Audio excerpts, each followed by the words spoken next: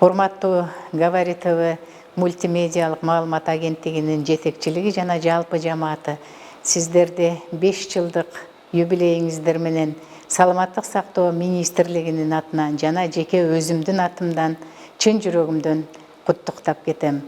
Сиздерге бекем ден соолук, чыгармачылык ийгиликтерди каалоо менен бирге калемиңиздер ар дайым курч болсун деп тилектештигимди билдирем. Сиздердин акылмандыгыңыздар менен, талантыңыздар менен, сиздердин зор эмгегиңиздер менен бүгүнкү күндө бардык эле тармактар сыяктуу саламаттык сактоо тармагынын дагы жетишпеген жактары, көйгөйлөрү, ошондой эле биздин жасап жаткан ийгиликтерибиз ар дайым байма-бай чагылдырылып турат. Сиздердин ошондой жардамыңыздар менен биз элдин кызматында жүргөн саламаттык сактоо өмүр сакчылары элге көрсөтүп аткан жардамдын сапатын арттырууга ар дайым белсенип, ар дайым алдыга шыктанып турабыз.